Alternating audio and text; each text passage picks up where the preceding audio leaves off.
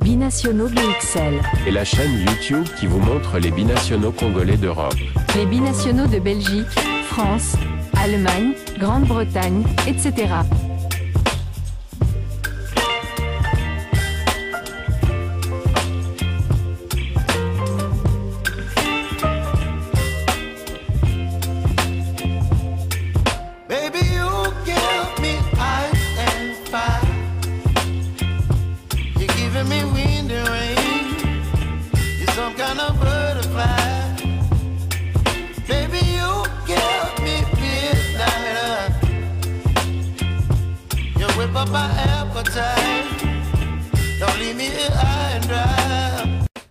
Bonjour à tous. La récupération des binationaux au profit de la RDC est notre cheval de bataille pour la reconquête de notre glorieux passé. Nous vous proposons dans ce sujet, le portrait d'un binational franco-congolais. Il s'agit d'El Shaddai Bitshiabou. Qui est El Shaddai Bitshiabou? Né le 16 mai 2005 à Villeneuve-Saint-Georges dans le Val-de-Marne, El Shaddai Bitshiabou est un footballeur franco-congolais qui évolue au poste de défenseur central au RB Leipzig en Bundesliga. Il a été formé par le Paris Saint-Germain, qu'il avait rejoint en 2017 en provenance de l'Athletic Club de Boulogne-Billancourt. Mesurant déjà 1,90 m à 12 ans, il impressionna dès son plus jeune âge mais pas seulement par son physique. Considéré comme un joueur précoce et l'un des éléments les plus prometteurs du centre de formation, il se distingua aussi par son placement et sa qualité de passe, n'hésitant pas à chercher à casser des lignes et prenant parfois des risques. Il fut également testé au milieu de terrain par son entraîneur avec les U19, Zoumana Camara. Bitshiabou signa son premier contrat professionnel avec le Paris Saint-Germain le 29 juillet 2021, étant alors lié au PSG jusqu'en juin 2024. El Shaddai Bitshiabou fit ses débuts en professionnel lors d'une rencontre de Coupe de France contre l'Entente Fény-Aunois le 19 décembre 2021. Il entra en jeu à la place de Presnel Kimpembe ce jour-là, et son équipe l'emporta par 3-0.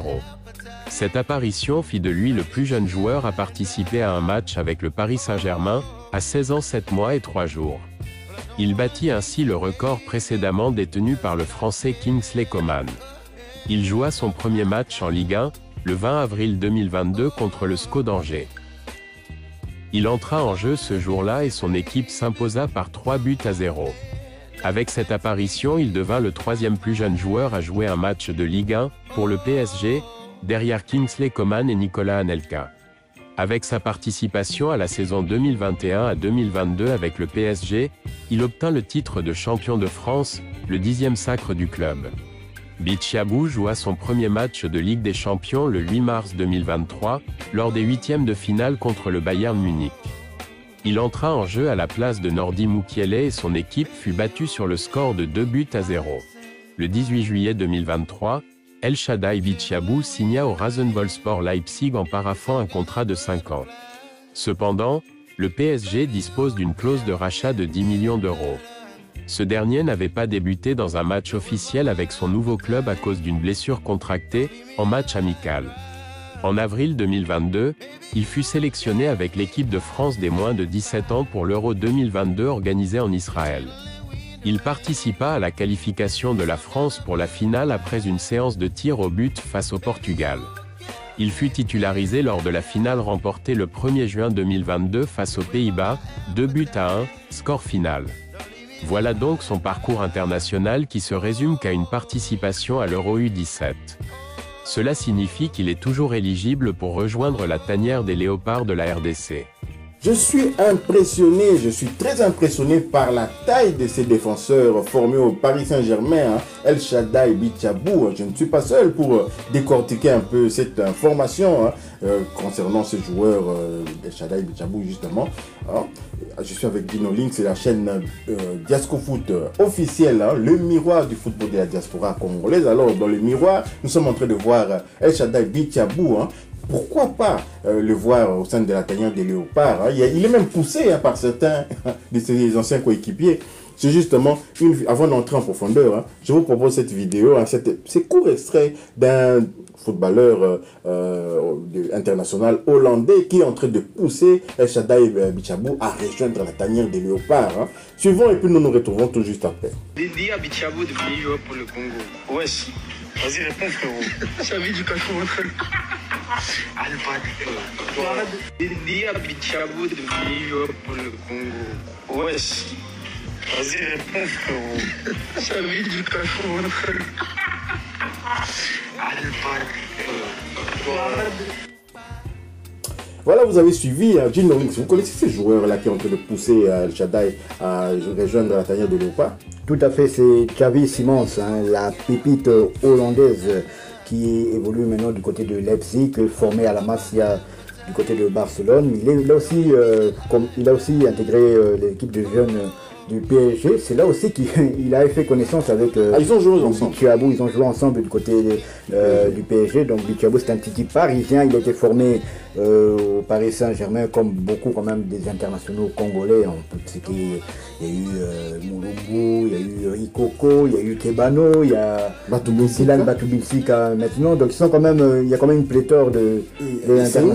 Et Sendé aussi justement qui a été formé du côté du PSG. Donc le PSG a fourni quand même beaucoup d'internationaux au Léopard. On espère que Bichabou va emboîter les pas de ses aînés. Donc voilà, c'était un live Instagram du jeune Xavi Simons. Il faut savoir que Xavi Simons et Bichabou jouent ensemble maintenant aussi du côté de Leipzig, du côté de Red Bull Leipzig en Allemagne.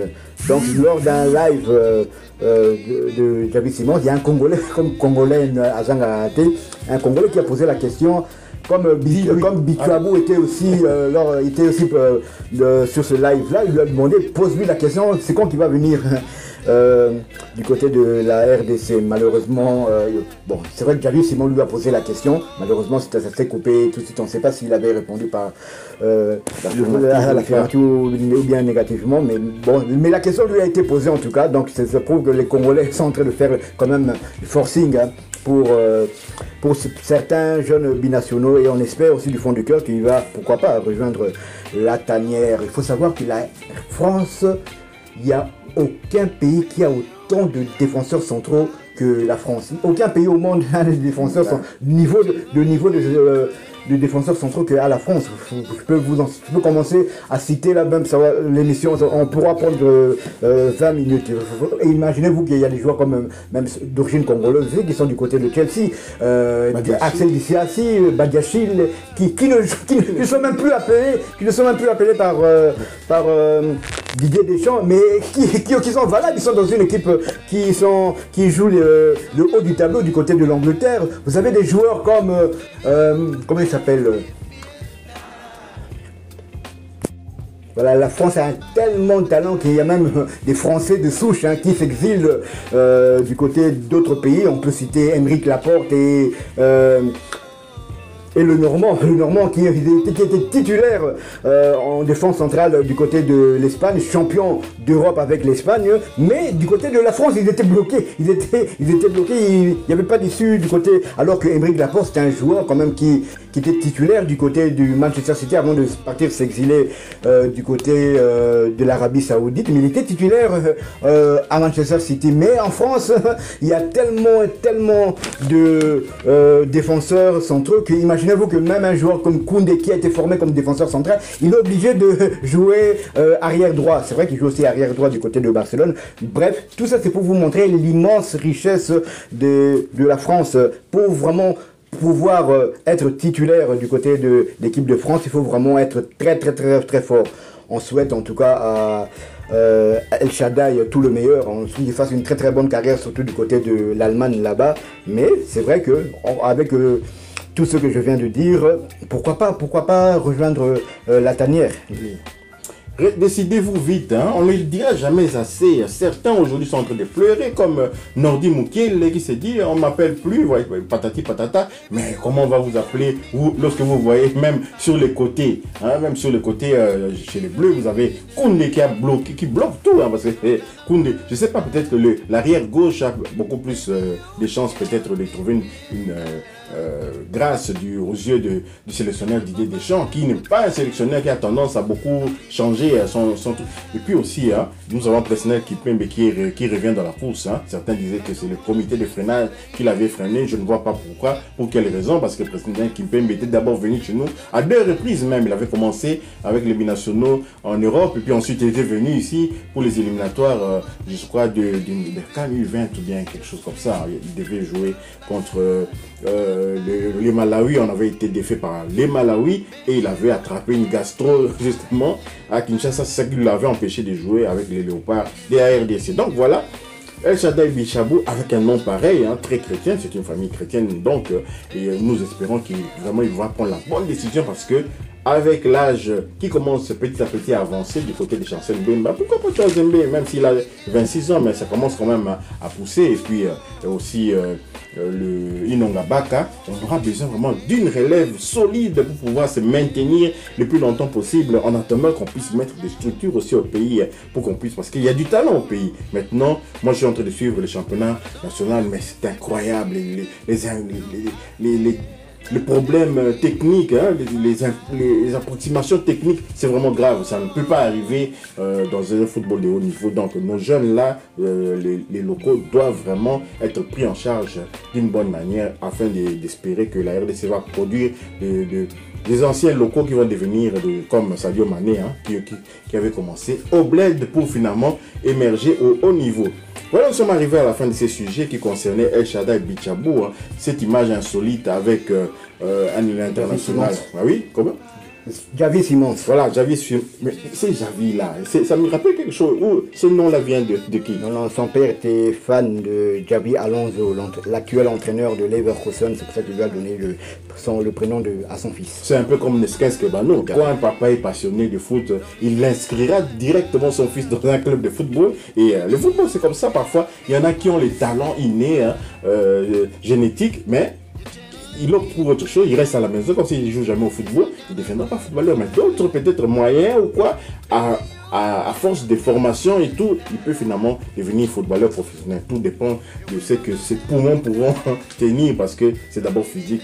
Il y a aussi, il faut être, avoir ses poumons très solides pour pouvoir soutenir les rythmes. C'est pas tout le monde qui peut faire courir des marathons. Donc voilà, nous sommes arrivés à la fin de ce sujet. Merci quand même de liker, merci de commenter et de partager cette vidéo.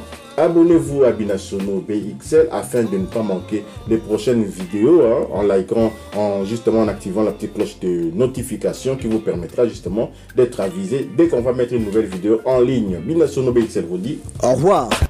Binationaux BXL. Et la chaîne YouTube qui vous montre les binationaux congolais d'Europe. Les binationaux de Belgique, France, Allemagne, Grande-Bretagne, etc.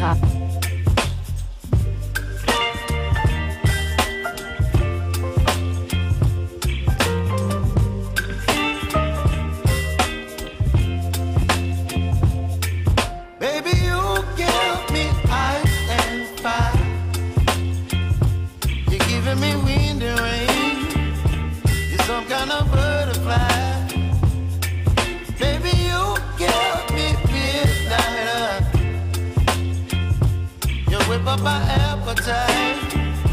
Don't leave me here high and dry.